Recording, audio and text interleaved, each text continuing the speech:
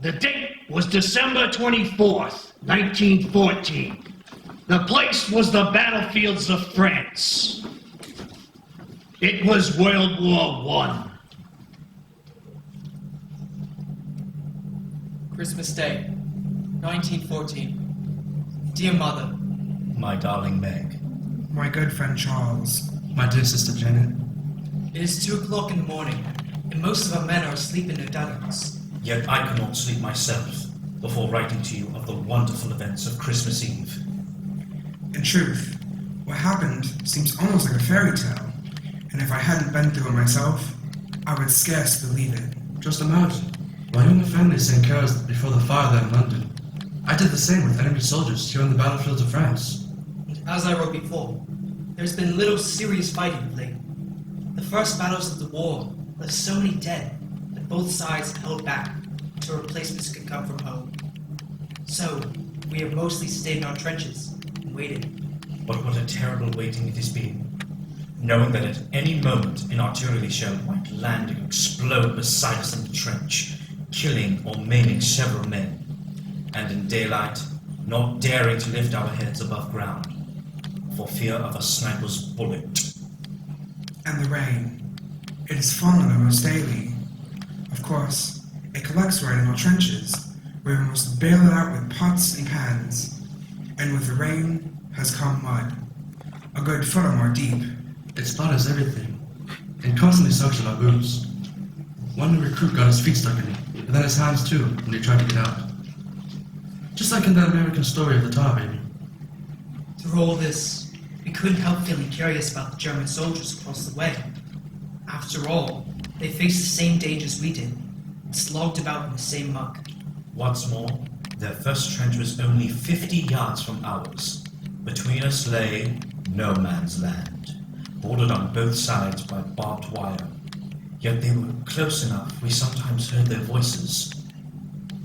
Of course, we hated them whenever they killed our friends, but other times we joked about them, and almost thought we had something in common. And now it seems they felt the same. Just yesterday morning, Christmas Eve day, we had our first good cold freeze. Cold as we were, we welcomed it, because at least the mud froze solid. Everything was tinged white with frost, while a bright sun shone over all. Perfect Christmas weather. During the day, there was little shelling or rifle fire from either side, and as darkness fell on our Christmas Eve, the shooting stopped entirely. Our first complete silence in months. We'd hoped it might promise a peaceful holiday, but we didn't count on it. We'd been told the Germans might try and attack us to try to catch us off guard. I went to the dugout to rest, and lying on my cot, I must have just drifted asleep. All at once, my friend was shaking me awake, saying, "Come and see! See what the Germans are doing!" I grabbed my rifle, stumbled out into the trench, and stuck my head cautiously above the sandbags. I never hoped to see a stranger and more lovely sight. Clusters of tiny lights shining all along the German line, left and right as far as the eye could see. "What is it?" I asked in bewilderment, and someone answered, "Christmas trees!" And so it was. The Germans had placed Christmas trees in front of their trenches, lit by candle or lantern like beacons of goodwill. And then we heard their voices raised in song.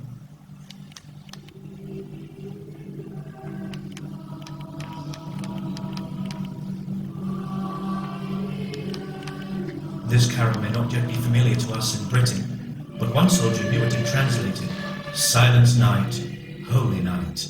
I've never heard one lovelier or more meaningful. In that quiet, clear night, its dark softened by a first quarter moon. When the song finished, the men in our trenches applauded. Yes, British soldiers applauding Germans. Then one of our own men started singing, and we all joined in. The first Noel, the angels did say. In truth, it sounded not nearly as good as the Germans, with their fine harmonies. But they responded with enthusiastic applause of their own. We began another.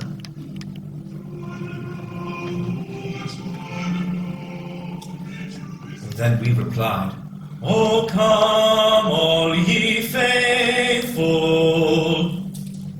This time, they joined in, singing the words in Latin.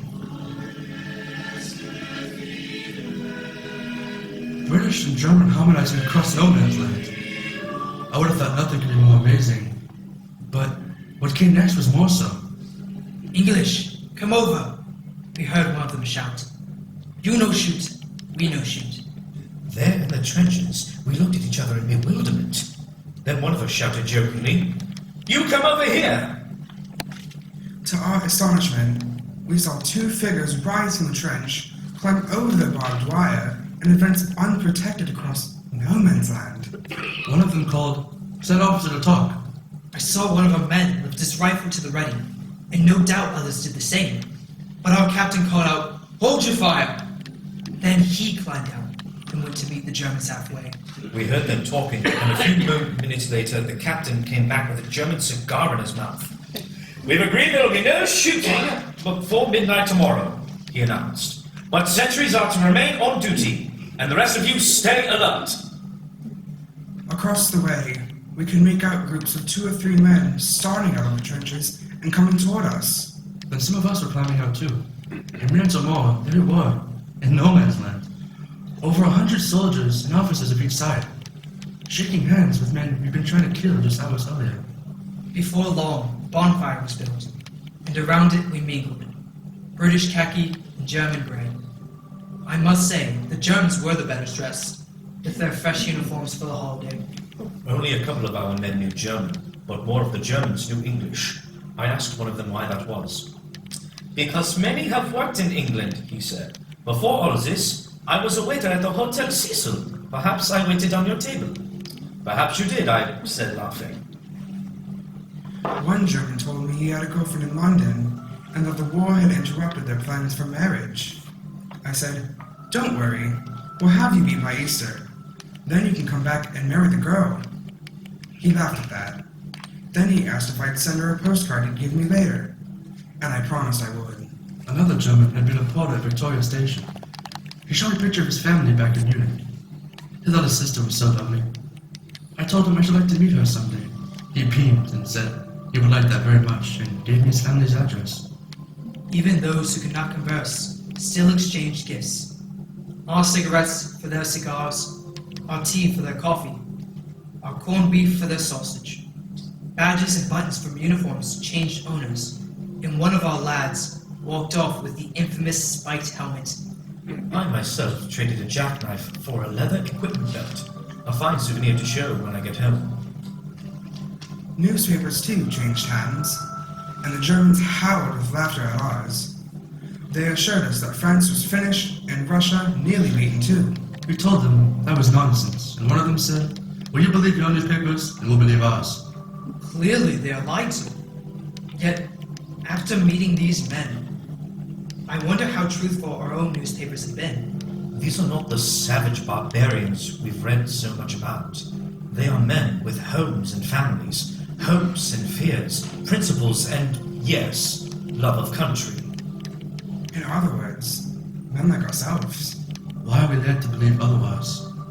As it grew late, a few more songs were traded around the fire, and then all joined in for, and I am not lying to you, Old Lang Syne. Then we parted with promises to meet again tomorrow. And even some talk of a football match. I was just starting back to the trenches when an older German clutched my arm. "My God," he said, "why cannot we have peace and all go home?" I told him gently, "That you must ask your uncle." He looked at me then searchingly. "Perhaps, my friend, but also, we must ask our hearts."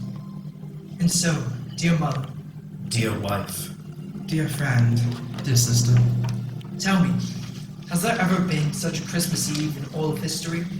and what does it all mean, this impossible befriending of enemies?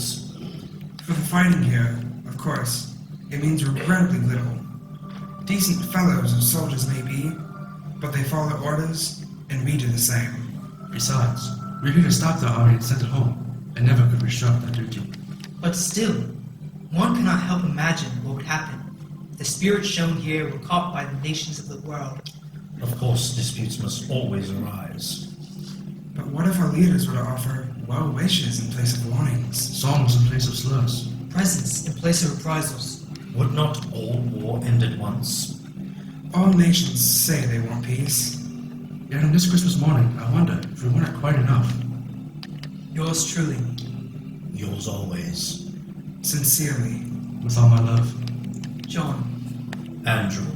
Philip. Tom.